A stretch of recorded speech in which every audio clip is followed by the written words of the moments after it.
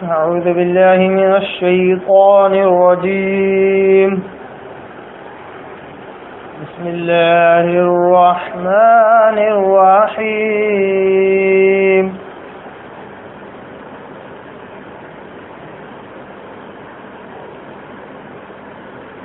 وإذ قال موسى لقومه يا قوم إنكم ظلمتم أنفسكم باتخاذكم العجل فتوبوا إلى بارئكم فاقتلوا أنفسكم ذلكم خير لكم عند بارئكم فتاب عليكم إنه هو التواب الرحيم. وإذ قلتم يا موسى لن نؤمن لك حتى نرى الله جهرة فأخذتكم الصاعقة وأنتم تنظرون ثم بعثناكم من بعد موتكم لعلكم تشكرون. صدق الله العظيم. نحمده ونصلي على رسوله الكريم. اما بعد، تمام قسم کی حمد و ثنا، تعریف، کبریاء و بڑائی اسی اللہ وحدہ لا شریک کے لیے لائق اور زیبا ہے. جو ساری کائنات کا خالق، مالک، میرا اور آپ کا مربی ہے.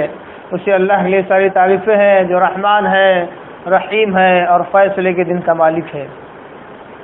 بعد اس کے آپ کے اور میرے آقا دو جہاں کے سردار الانبیاء پر کوڑا کروڑ انگنت بے شمار درود و سلام ہو صلی اللہ علی محمد وسلم. محترم بزرگوں، عزیز نوجوان ساتھیوں، میری پردہ نشین ماں اور بہنوں، قرآن مجید کی چند آیتوں کی میں نے تلاوت کی ہے. یہ آیتیں آیت نمبر 54 سے لے کر 56 تک، یعنی کل 3 آیتوں کی میں نے تلاوت کی ہے.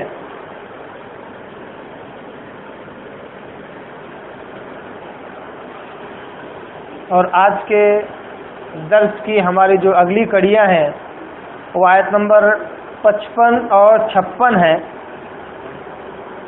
اور 54 کا لفظی ترجمہ، اس کی تشریح، اس کی تفسیر ہم کل سن چکے ہیں. آئیے ایک بار ان تینوں آیتوں کا ترجمہ، تشریح اور تفسیر ہم سنتے ہوئے چلیں. سورہ بقرہ سورہ نمبر 2 پارہ نمبر 1 رکو نمبر 6 کی آیت نمبر 54 میں، آیت نمبر 54 میں اللہ تعالیٰ کہتا ہے: وَإِذْ قَالَ مُوسَىٰ لِقَوْمِهِ يَا قَوْمِ إِنَّكُمْ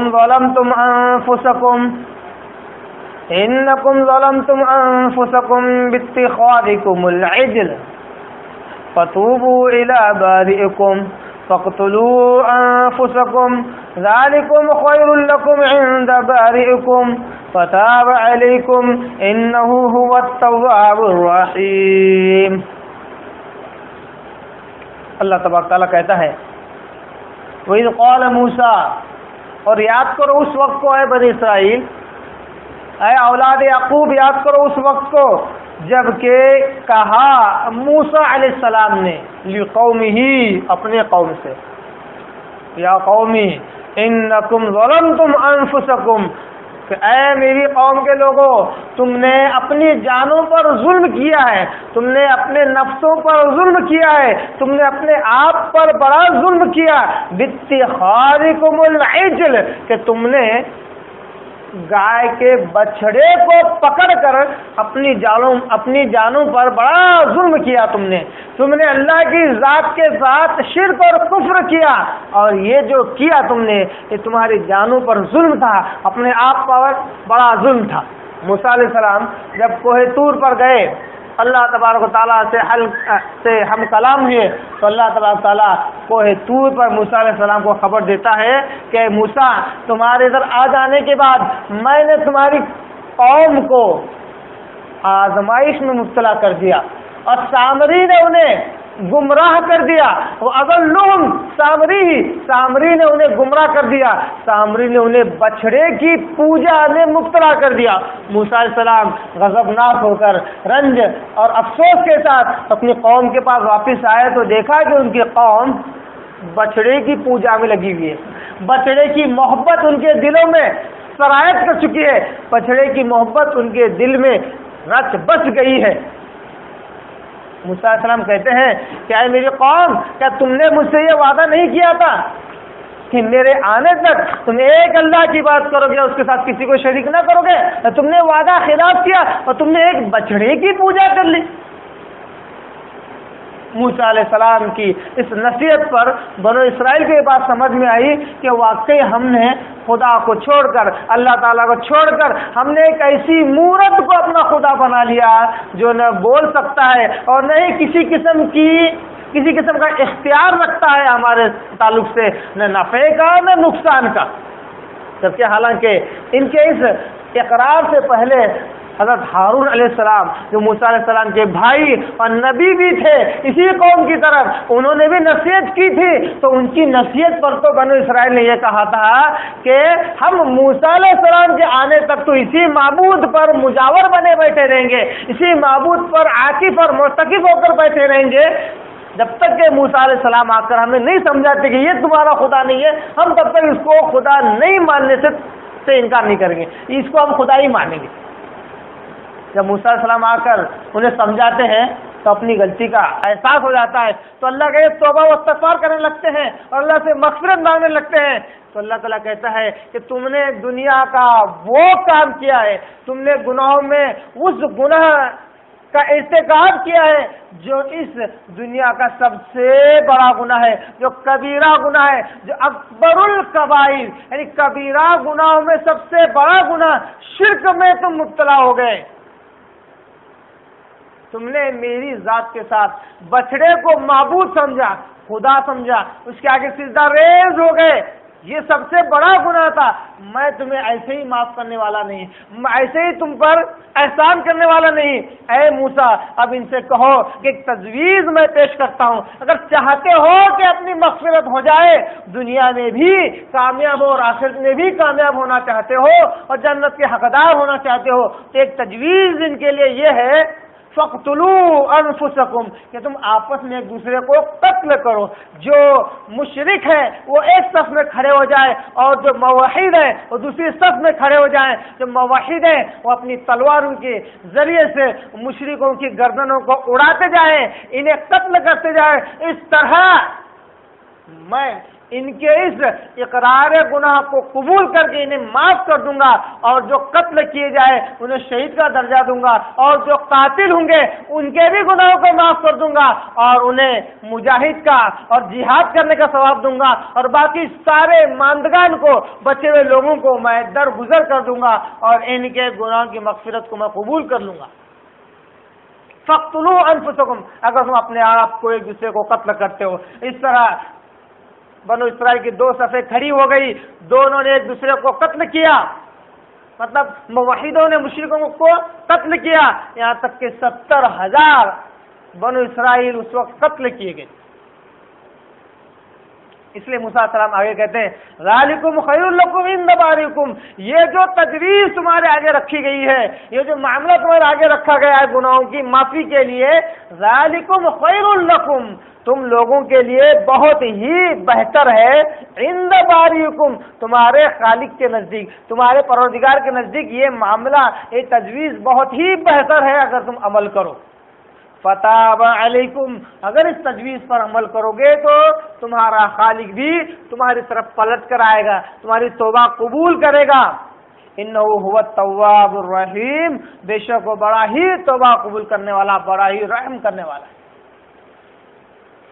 جب یہ معاملہ ہو گیا کہ بنو اسرائیل گوشالہ پرستی سے نکل کر آئی، شرک کی اس گندگی اور غلاظت سے نکل کر باہر آئی، اب قرآن مجید کی دوسری آیتوں سے معلوم ہوتا ہے کہ اللہ تبارک تعالیٰ نے جس طرح موسیٰ علیہ السلام سے وعدہ کیا تھا کہ تم آؤ میرے پاس، کوہ طور پر آنا، میں تمہیں توریت دوں گا. اسی طرح اللہ تعالیٰ موسیٰ علیہ السلام اور بنو اسرائیل سے بھی اللہ نے ایک وعدہ کیا تھا کہ تم میرے پاس آنا, میں موسیٰ علیہ السلام سے ہم کلام ہوں گا اور تم دیکھنا. دیکھیے یہ بنو اسرائیل یہ وہ قوم ہے جو کسی چیز کو براہ راست نہیں مانتی تھی. موسیٰ علیہ السلام کہتے کہ میں تو اللہ سے ہم کلام ہو کر آیا ہوں, تو کہتے کب, ہم نے تو دیکھا ہی نہیں. تو اللہ نے کہا اے موسیٰ تم اپنی قوم میں کے سرداروں کو, برگزیدہ لوگوں کو, کچھ سلیکٹڈ لوگوں کو لے کر میرے پاس آؤ کوہ طور پر, پھر انہیں ایک جگہ کھڑا کرنا, پھر میں تم سے ہم کلام کروں گا اور دیکھو یہ کیا کرتے ہیں. موسیٰ علیہ السلام 70 سرداروں کو یا برگزیدہ لوگوں کو, ان کے اندر جو اچھے سلیکٹڈ چوزن لوگ تھے, ان کو موسیٰ علیہ السلام اپنے ساتھ لے کر کوہ طور کی طرف بڑھتے ہیں. کوہ طور پر جب پہنچتے ہیں تو موسیٰ علیہ السلام سے جو کہ کلیم اللہ ہے, جو کہ اللہ سے کلام کرنے والے ہیں, یہی ایک واحد نبی ہے جن سے اللہ تبارک و تعالیٰ نے کلام کیا, جن سے اللہ تبارک و تعالیٰ نے کلام کیا. اس لفظ کو, اس بات کو یاد رکھیے, یہ ایک واحد نبی ہے جن سے اللہ تبارک و تعالیٰ نے کلام کیا اس دنیا میں, اور کوئی نبی نہیں جن سے اللہ نے ہم کلام ڈائریکٹلی براہ راست کیا ہو. ہاں مگر فرشتے کے ذریعے سے, جبرائیل علیہ السلام کے ذریعے سے. موسیٰ علیہ السلام بنو اسرائیل کو لے کر کوہ طور پر پہنچتے ہیں. اللہ تعالیٰ موسیٰ علیہ السلام سے ہم کلام ہوتا ہے اور انہیں ایک جگہ کھڑا کر دیا گیا, جانب طور الایمن, طور کے ایک داہنی جانب ان لوگوں کو کھڑا کر دیا گیا, اور اللہ تعالیٰ ہم کلام ہوتے ہوئے انہوں نے دیکھ لیا.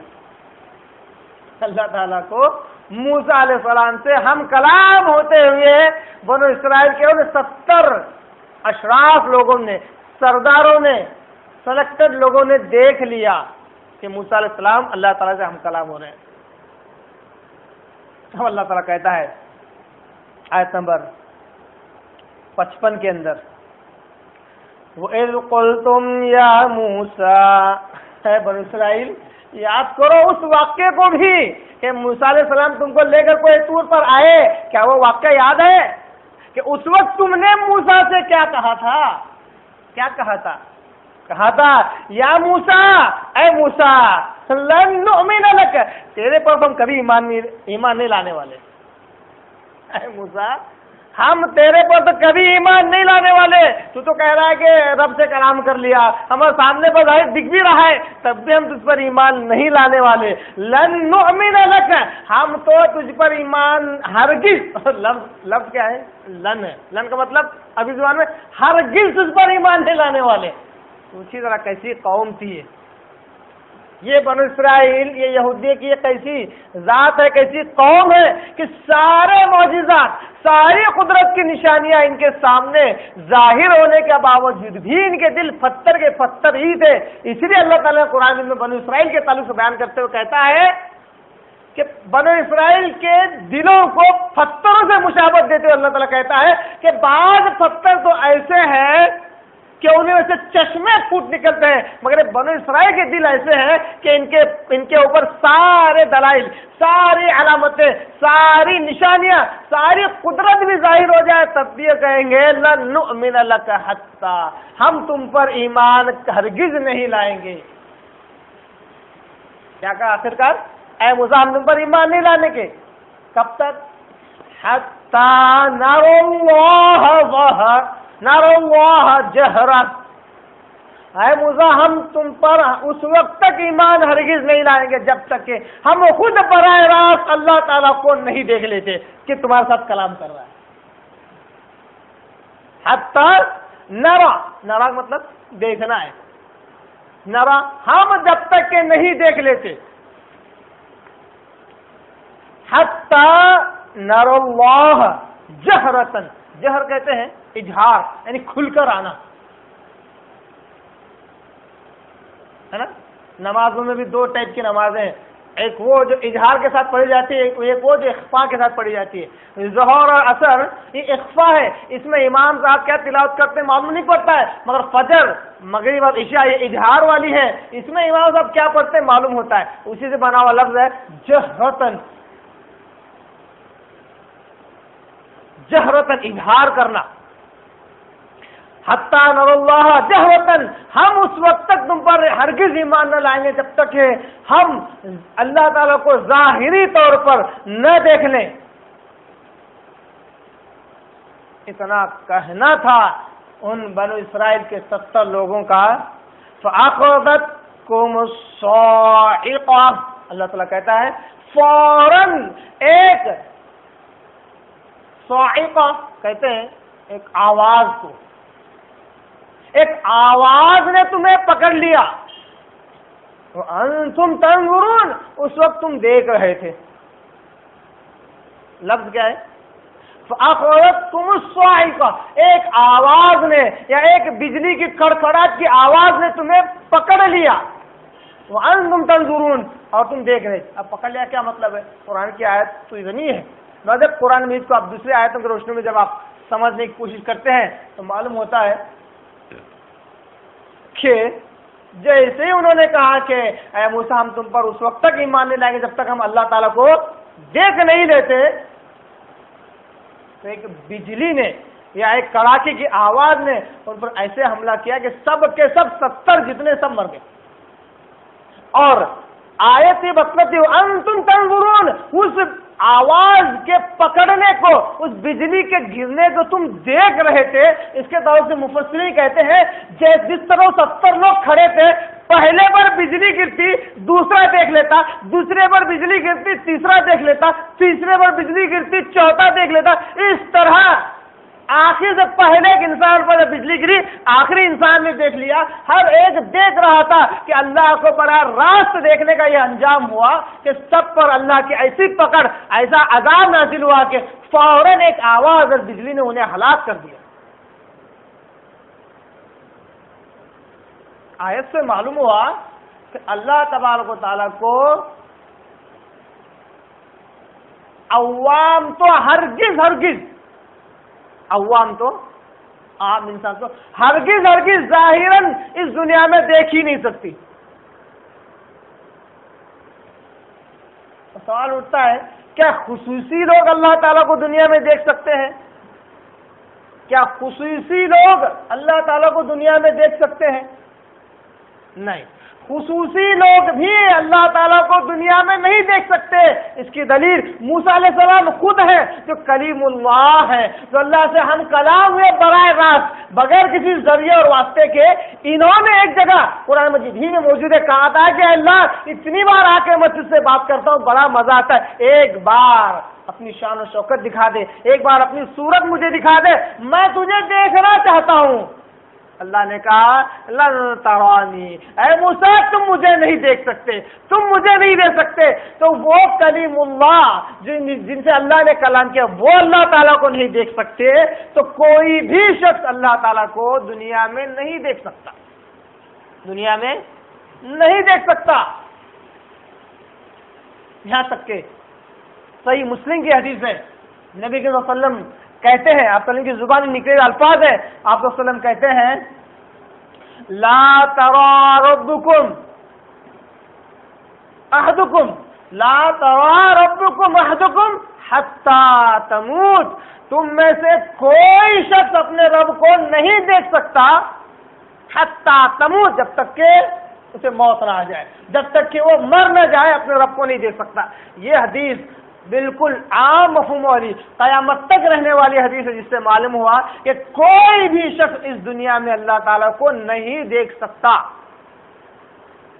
اللہ معاف کرے، بہت سارے لوگوں نے اس میں بھی ایسے عقائد، ایسے واقعات اور ایسے قصے بیان کیے ہیں کہ وہ شخص عبادت کرتے کرتے ایک ایسے درجے پہ پہنچ جاتا ہے کہ اس کا دل نور خداوندی کے نور سے منور ہو جاتا ہے، یہاں تک کہ اللہ تعالیٰ کی صورت اس کے دل میں بس جاتی ہے، چھا جاتی ہے، یہاں تک کہ اب اس میں اور اللہ میں کوئی فرق باقی نہیں رہتا۔ یہ ایسے الفاظ کتابوں میں لکھے ہوئے، اللہ تعالیٰ اور اس میں کوئی فرق باقی نہیں رہتا، پھر وہ براہ راست اللہ سے ہم کلام ہوتا ہے اور اللہ تعالیٰ کو دیکھنا شروع کرتا ہے۔ یہاں تک کہ اتنا ہی نہیں کہ ابھی اللہ عرش پر ہے اور بندہ نیچے ہے، اتنا ہی نہیں، ایک وقت ایسا آتا ہے کہ اس کا دل اتنا شفاف ہو جاتا ہے کہ اللہ تعالیٰ کے رہنے کی جگہ بن جاتی ہے، اللہ تعالیٰ کی تجلی اس کے اوپر گرتے گرتے پورا اللہ تعالیٰ اس کے اندر سما جاتا ہے۔ نعوذ باللہ۔ یہ میں ایسے ہی کہ کوئی قصہ کہانی نہیں سنا رہا ہوں، ایسے عقائد مسلمانوں میں موجود ہیں اور اس کی تشہیر بھی چالو ہے، اپنے واضح بیانات میں اس کو بیان بھی کیا جاتا ہے، اور اتنی موٹی موٹی کتابیں اردو عربی کے ساتھ، اردو عربی اس لیے کہہ رہا ہوں کہ وہ کوئی سنسکرت یا مراٹھی زبان میں نہیں ہے، کسی غیر میں لکھا ہوگا اپنے کسی سادھو سنت کے بارے میں، مسلمانوں نے لکھا کہ اللہ تعالیٰ اس کے جسم میں سرایت کر جاتا ہے، یہاں تک کہ وہ انسان بات نہیں کرتا بلکہ خود اللہ تعالیٰ کلام کرنا شروع کرتا ہے اس کے جسم سے۔ یہ ہے وہ مسلمان جو بنی اسرائیل کے نقش قدم پر چلتے چلتے بنی اسرائیل نے کہا تھا کہ اے موسیٰ ہم تم پر ایمان ہرگز نہیں لائیں گے جب تک کہ اللہ تعالیٰ کو نہیں دیکھ لیتے۔ انہوں نے بھی یہی کہا اے محمد صلی اللہ علیہ وسلم ہم نے تو تمہیں دیکھا نہیں ہے اور نہیں تمہارے دیکھنے کی ضرورت ہے، ہم خود تمہاری شریعت کے بغیر ہی تمہارے بتائے ہوئے اصولوں اور احکامات کے بغیر ہی عبادتوں میں ویسی ترقی کر جاتے ہیں کہ ہماری عبادتیں تمہاری قرآن میں نہیں ملتی، ہماری عبادتیں تمہاری حدیثوں میں نہیں ملتی، ہماری عبادتیں ایسی ہے کہ ڈائریکٹ اللہ تعالیٰ کے پاس جا کر مل جاتی ہے۔ لوگ کہتے بھی ہیں کہ دین کی دو حصے ہیں، کیا کہتے ہیں؟ دین کے دو حصے ہیں، ایک ہے شریعت اور دوسرا ہے طریقت۔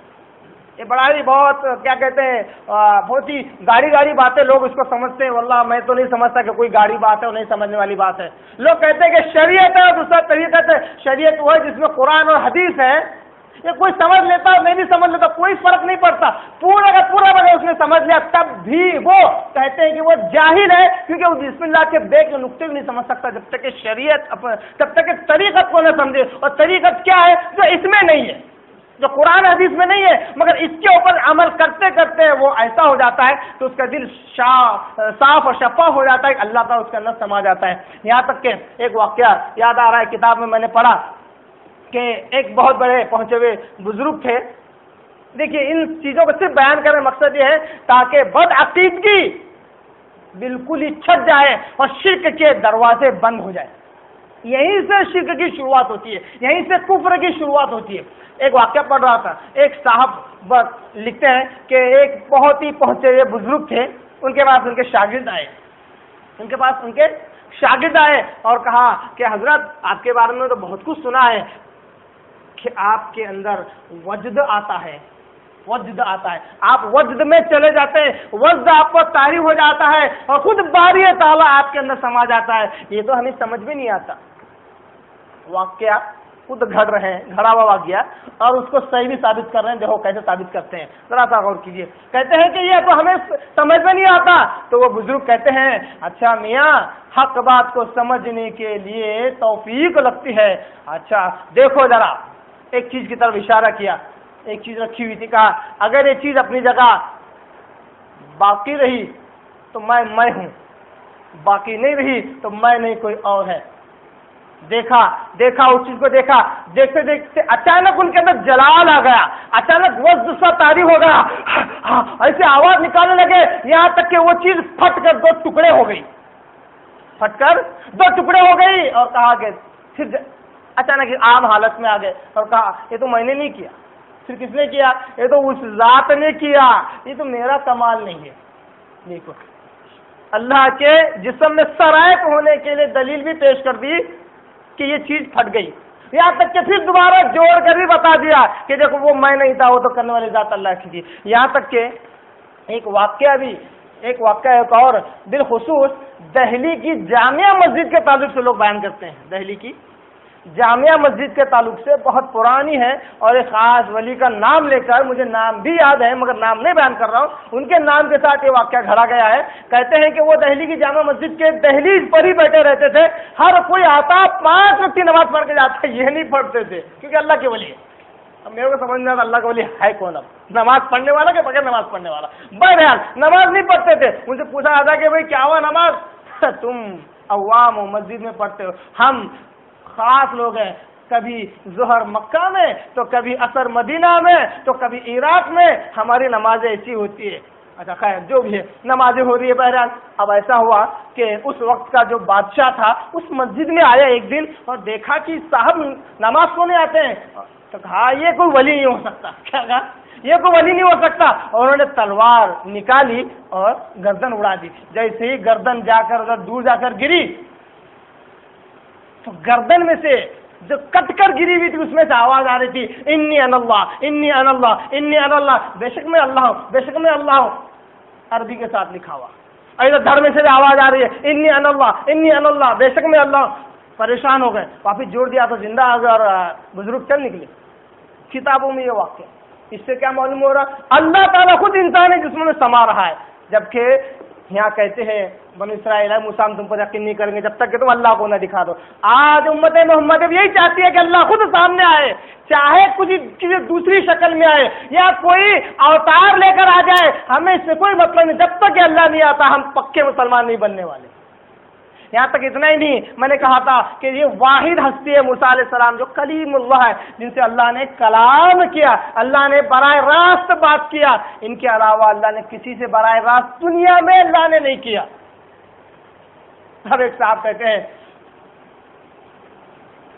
ان واقعات اس لیے رکھ رہا ہوں تاکہ سمجھ میں آ جائے کہ کیا ہو رہا ہے، اور یہ واقعات اپنی طرف سے نہیں کر رہا ہوں، کتاب موجود ہے، اگر کسی کو شک ہو کہ صاحب یہ واقعات اپنے دل سے کر رہے ہیں، انشاءاللہ وہ کتاب کھول کر صفحہ نمبر کے ساتھ بتانے پر قادر ہو۔ الحمدللہ ہوا یہ کہ خانہ کعبہ میں ایک بزرگ بیٹھے تھے جن کا نام تھا محدث عبد الرزاق، جن کا نام تھا محدث عبد الرزاق، مطلب ان کا نام کا مطلب ہوتا ہے رزاق کا بندہ۔ وہ محدث ہیں، وہ نبی صلی اللہ علیہ وسلم کی حدیثوں کو بیان کر رہے تھے، لوگ ان کی حدیثوں کو سن رہے تھے۔ باہر سے، خانہ کعبہ کے باہر سے ایک شخص آیا، دیکھا کہ ایک طرف محدث عبد الرزاق احادیث کا درس دے رہے ہیں اور ایک اور شخص کو دیکھا کہ ایک خانہ کعبہ کے دوسرے کونے میں اپنے دونوں گھٹنوں کے اندر اپنا چہرہ ڈالے ہوئے بیٹھا ہوا ہے۔ ان کو بڑی تشویش ہوئی، یہ بھی بہت بڑے عالم ہیں جو اندر داخل ہو رہے ہیں، تو کہتے ہیں یہ ایک طرف حدیثوں کا درس ہو رہا ہے اور یہ شخص ادھر اپنی گردن کو پیروں میں ڈالے ہوئے گھٹنوں میں ڈالے کیوں بیٹھا ہوا ہے؟ گئے اور پوچھا بھائی کیا کر رہے ہو؟ ادھر محدث عبد الرزاق صاحب درس دے رہے ہیں اور آپ ادھر کیا کر رہے ہیں؟ جواب نہیں دیا۔ پھر دوبارہ پوچھا آپ ادھر کیا کر رہے ہیں؟ جواب نہیں دیا۔ پھر پوچھا بھائی آپ کون ہیں؟ ادھر محدث عبد الرزاق صاحب درس دے رہے ہیں، نبی صلی اللہ علیہ وسلم کی احادیث کا درس دے رہے ہیں اور آپ ادھر کیا کر رہے ہیں؟ تو سر اٹھایا اور کہا ادھر لوگ رزاق کے بندے سے سن رہے ہیں، ادھر بندہ خود رزاق سے سن رہا ہے۔ ادھر بندہ کیا کر رہا ہے؟ خود رزاق سے ہم کلام ہے۔ یہ بتاؤ یہ کیسے ولی ہے جو موسیٰ سے بھی آگے نکل گئے؟ موسیٰ کو تو چل کر محنت کر کے پہاڑ کی اونچائی کو سر کر کے کوئی طور پر پہنچنا پڑتا، تب جا کے اللہ تعالیٰ ہم کلام ہوتا، اور یہ خانہ کعبہ میں بیٹھے بیٹھے اپنی منڈی کو دونوں گھٹنوں میں ڈالے اللہ سے ہم کلام ہے۔ یہ بھی ایک نبی ہوگا، اس کا مطلب وہی تو صرف اور صرف انبیاء پر آتی ہے۔ یہ کیسے نبی ہیں کہ لوگوں نے ایسے واقعات بھر دیے؟ اور یہ ایسا کہ معمولی واقعہ نہیں ہے، آپ کو ہر ایک کوئی ایک آدھ بیان سن لے، ایک آدھ کوئی سن لے تو آپ کو یہ مل جائے گا، ایک آدھ کوئی کتاب پڑھ لے، یہ جو واقعہ میں نے بیان کیا آپ کو ملے گا۔ 10 کتابیں اگر دین کی لکھی گئی ہیں جس میں قرآن حدیث 10% اور 90% قصے اور کہانیاں ہو تو یہ واقعہ ضرور آپ کو ملے گا۔ اب آپ بتائیے کیا یہ قوم بھی بنو اسرائیل سے آگے نہیں نکل جا رہی ہے؟ فَأَخَذَتْكُمُ الصَّاعِقَةُ، جب تم نے یہ کہا کہ جب تک ہم اللہ تعالیٰ کو نہیں دیکھ لیتے ہم اے موسیٰ تم پر ایمان نہ لائیں، تو اللہ نے فوراً ان کے اوپر ایک کڑاکے کی بجلی اللہ نے پھینک دی، کڑاکے کی بجلی انہیں پکڑ لیا اور سب کے سب جل کر خاک ہو گئے، مر گئے۔ آیت نمبر 56 کے اندر اللہ کہتا ہے ثُمَّ بَعَثْنَاكُمْ، پھر اس کے بعد ہم نے تمہیں دوبارہ زندہ کر کے اٹھایا۔ کیوں؟ موسیٰ علیہ السلام ایسا کہہ کے رونے لگے، گر گڑانے لگے، اے اللہ یہ 70 وہ لوگ ہیں جو بنی اسرائیل میں چن کر میں نے لایا تھا، تاکہ یہ گواہ بن جائے کہ میں واقعی تجھ سے ہم کلام ہوتا ہوں، تاکہ دوسرے بھی لوگ مجھ پر ایمان لائے، میری تابع داری اختیار کرے، تیری دی ہوئی کتاب پر عمل پیرا ہو۔ اب یہی ہلاک ہو گئے تو اب میں کیا منہ لے کر بنی اسرائیل کے پاس جاؤں گا؟ اب لوگ مجھ پر یقین کیسے کریں گے؟ خوب روئے، خوب گر گئے اور کہا کہ اللہ، قرآن کی دوسری آیتوں میں ہے کہ اے اللہ اگر تو ہمیں ہلاک کرنا ہوتا تو بہت پہلے ہی ہلاک کر ڈالتا، کیا چند بے وقوفوں کی وجہ سے تو ہمیں ہلاک کر دے گا؟ کیا کہا 70 آدمیوں کو؟ چند بے وقوفوں کی وجہ سے تو ہمیں ہلاک کر دے گا؟ موسیٰ علیہ السلام کے رونے اور گر گرانے کی وجہ سے اللہ تعالیٰ کہتا ہے ثم بعثناکم، پھر ہم نے انہیں زندہ کر کے اٹھایا، من بعد موتکم، لفظ کیا ہے؟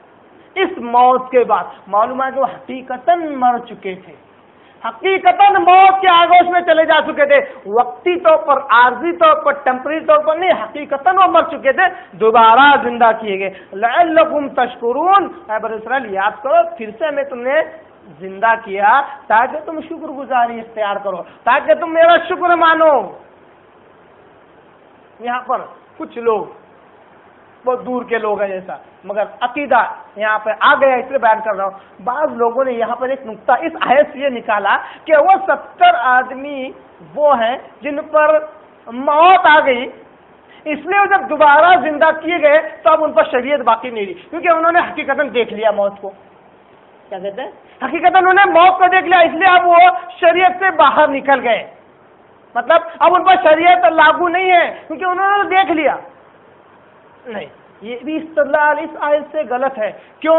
کیونکہ یہ جو بنی اسرائیل قوم ہے، یہ پہلی بار ایسا عجیب و غریب اور خرق عادت والا معاملہ اور معجزہ ان کے ساتھ نہیں ہوا، بلکہ ایسے ہزاروں اور کئیوں معاملات ان کے ساتھ ایسے ہوئے ہیں کہ یہ اللہ کی قدرت کو براہ راست دیکھ چکے، تب بھی یہ شریعت ان کے اوپر سے نہیں نکلی، کیونکہ پانی کو انہوں نے 2 پہاڑوں کی طرح کھڑا ہوا دیکھا۔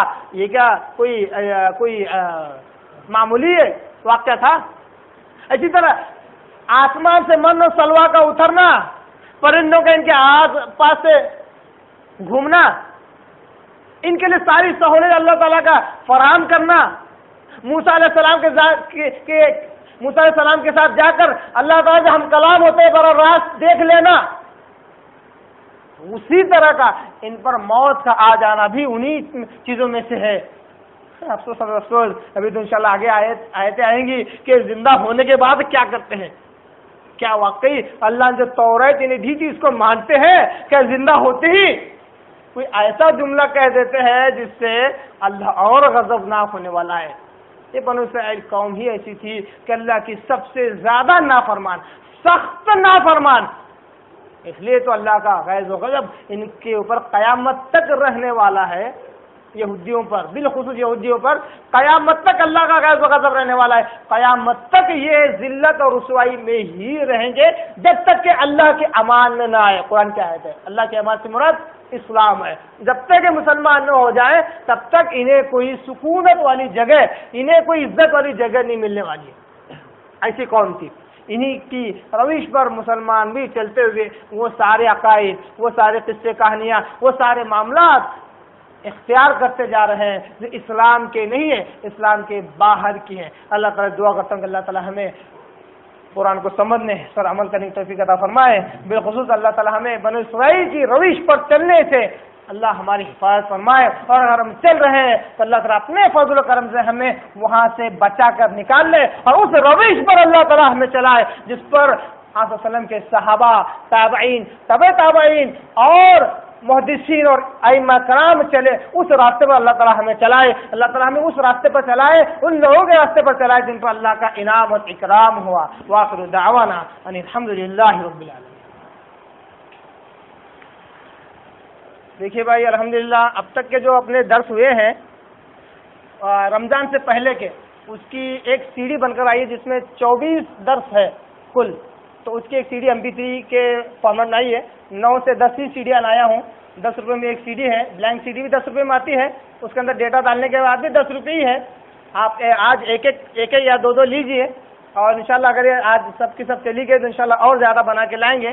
تو رمضان سے پہلے کے جتنے بھی درس ہیں ان کو ایک سی ڈی میں ڈال دیا گیا ہے، اور انشاءاللہ اس پہلے عشرے میں جو درس ہیں ان کی ایک سی ڈی بنائی جائے گی انشاءاللہ، اور دوسرے عشرے کی ایک سی ڈی، اور تیسرے عشرے کی ایک سی ڈی انشاءاللہ، اس طرح آپ کے آگے ان دروس کو اور ان تفسیروں کو آپ تک پہنچایا جائے گا انشاءاللہ۔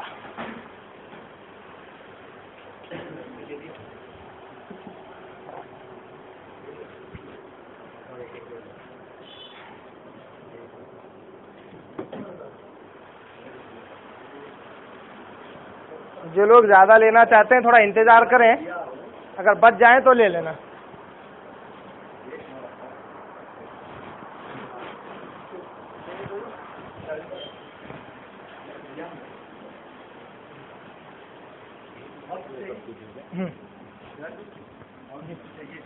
ہاں دیکھو ہاں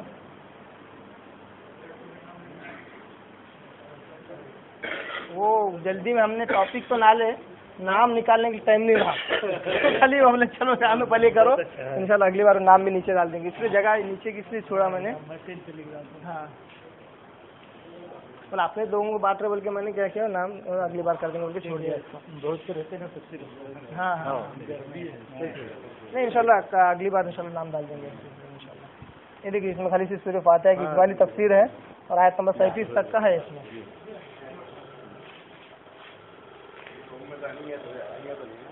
جی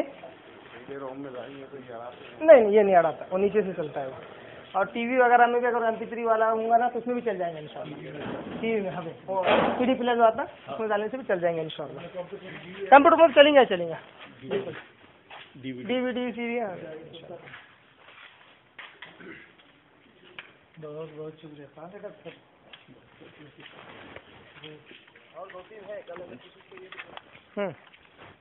کل اور کسی چاہیے تو بول کے رکھیے ذرا سا ٹچ کر کے انشاءاللہ اور ایک 10-12 رائٹ کر کے لا لیں گے۔ پیسے دو نا کس کے پاس دے رہے ہیں کیا؟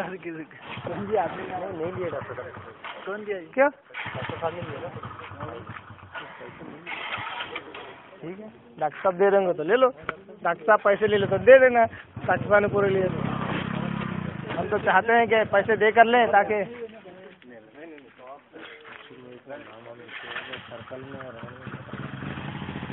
اچھا جیسے دیکھیے ویسا بنا سرکل میں نہیں اپنے بیٹھنے ہو رہا تو بیٹھنا کچھ سرکل میں کچھ نہیں، اس کو چلا لیتے ہیں۔